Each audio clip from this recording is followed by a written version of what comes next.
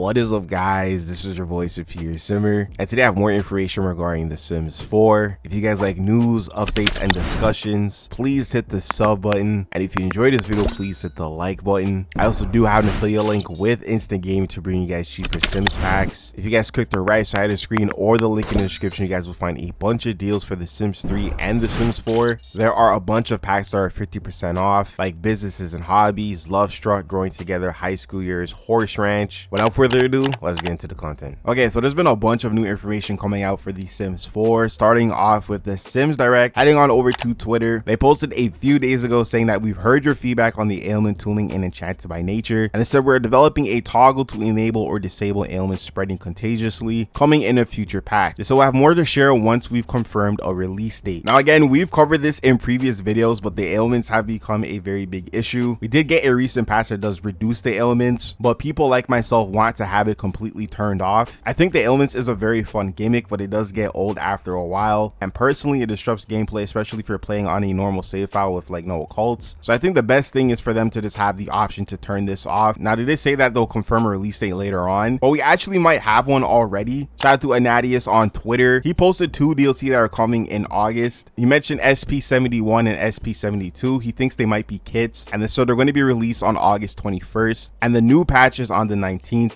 He said they skipped the numbers, but we may get a SP68 and 70 later. Now, at first, when you hear SP, you're thinking like stuff pack, which just makes sense. But considering that we didn't get any new kits this time around, the timing with this and the patch update all make sense. Now, funny enough, the 2 kit names have leaked. Shout out to the Sims community. One is called the Graange Mudroom, and the other one is called the Essential Glam Kit. Both these kits are expected to release August 21st, and there actually is descriptions for both kits, so I'll read those for you guys. So starting off with the Sims 4 Graange Mudroom Kit, it says decorate and organize your entryway into a perfect mudroom with a range of built-in items, walls, flooring, and decor. Whether your Sims home is on a ranch or an inner city dwelling, if they enjoy gardening or other outdoor activities, a mudroom is perfect addition for an active outdoor lifestyle. Use the space to tell a story of their interests and hobbies, such as a set of gumboots for muddy times in the garden, or help show the day-to-day life of a family home, or leaving a pile of mail to be open is commonplace. A mudroom is the entry into your Sims lives. Now, looking at some of the images that I've seen on Google what a mudroom is, but from my understanding, a mudroom is obviously a place you enter in your home where you can like take off your shoes and just unload everything. I'm assuming. Again, I know nothing about like building and houses and all that, so this is new for me, but yeah, I can already see a bunch of builders getting excited for something like this, because I guess like the entryways in our Sims homes could be a little bit better. So maybe this kit might have some value in like, again, increasing the aesthetics of our entryways. And then moving on, we have the Sims 4 Essential Glam Kit. I'm already disappointed just by the name. It says upgrade your Sims makeup collection, easily transition from subtle daytime looks featuring soft eyeshadows and neutral lip glosses to striking smoky eyeshadows with bold lipsticks. Transform your Sims makeup look with items like foundation, contour, and highlight.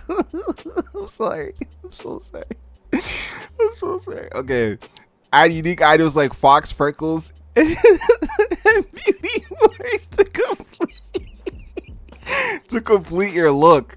Whether it's for date nights, weddings, award ceremonies, or graduations, this kit guarantees every Sim can showcase their unique style. Okay, slay. So yeah, for one, it sounds like this kit is going to be a cast kit that's going to focus on giving your Sims different types of makeup to customize your Sims look. Now, I do have mixed feelings with this kit. Part of me is like, okay, cool, we're getting more like makeup for our Sims. As someone who's heavily into cast, like just making Sims, I can kind of see the appeal of this. Like, I have some footage here, right? These are some of the Sims I've made, and this is kind of like the makeup that I use when I make my Sims. Don't know if I'm doing a good job. Cast player in me is like, okay, cool, like I get more, you know, options for my female Sims. I can obviously customize the Sims looks a little bit more, because I do feel like the makeup is definitely lacking unless you like use mods. And for those who don't know, I'm a vanilla player. Like, I don't use mods. I'm pretty basic. My favorite lipstick I like to use is from Love Struck. As you guys can see, I like using this lipstick a lot. I use it for like all my female Sims that I create. But yeah, I feel like something like this might be exciting for people who obviously don't have access to mods or don't use mods like myself. But on the other hand, as a Sim bro, I do kind of feel like once again we are being left out in the conversation. I don't know why they play it safe with like some of these kits, or just in general with content. I would love to see them kind of think outside the box, or maybe just like cater to like the Simmer bros. Like, I would love a sports kit that introduces new activities, but then when I say that, I feel like this is going to like stuff pack gameplay territory, and we all know that they're not going to add any new gameplay with these kits. And if you guys are new to the channel, or this is your first time watching me, for those who know, I've been very vocal about how I feel about kits, and I personally feel like not only are they not like like worth the bang for the buck, but a lot of the kits are just like recycled content. And if we do get gameplay, it's recycled animations as well. Like, I don't know if you can count sitting on a couch as gameplay,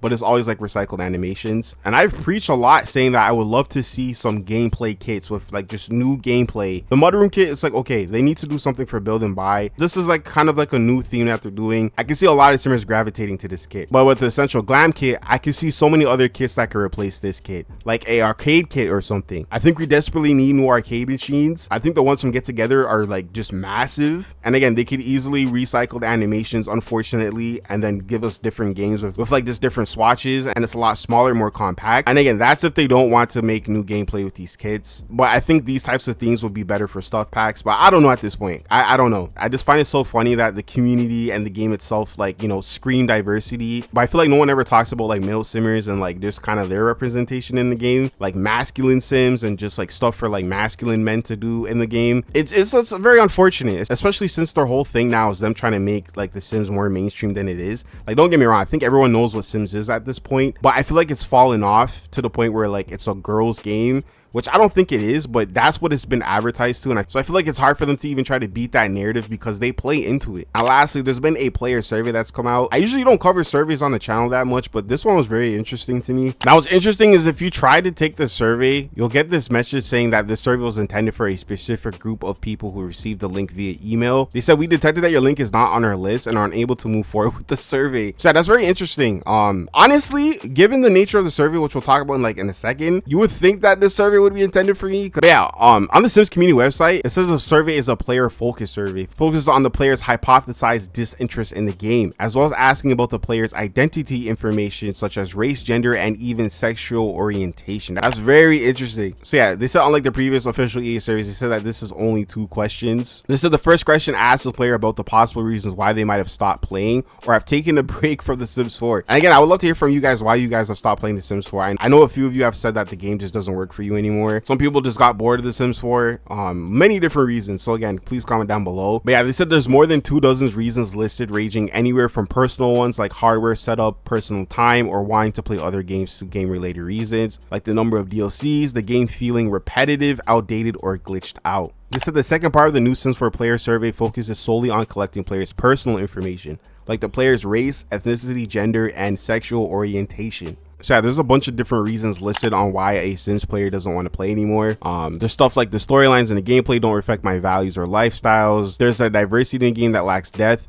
They said I played too much and needed a break, so I don't have time to play. A lot of just different options. And the second one asks more about your identity, like your race and ethnicity, and also your gender, and then also your sexual orientation. So yeah, I think it's very interesting that they're asking these types of questions. Again, I've seen a lot of people say that majority of people who play this game are like females. I guess people say gays as well, like female simmers and gays only play this game, which obviously is not true at all. And then, you know, you have like the straight white girls who made this game as well. So it's very interesting that they're asking this question. Again, diversity means so many different things, and I feel like people only look at it from like one part of like the spectrum. I don't know if that's like the word to use, and it's like it's way bigger than that. Like, we don't even have proper like disabilities in the game. Like, what if someone was paralyzed from the waist down? Like, how can we represent that in the Sims, right? We don't really have that. But yeah, guys, once again, please comment down below your thoughts and opinions on the kits and the survey. If you guys made it to the end of this video, I appreciate you so much. Thank you guys for watching, and I'll see you in the next one. I hope you guys have a good day and take care.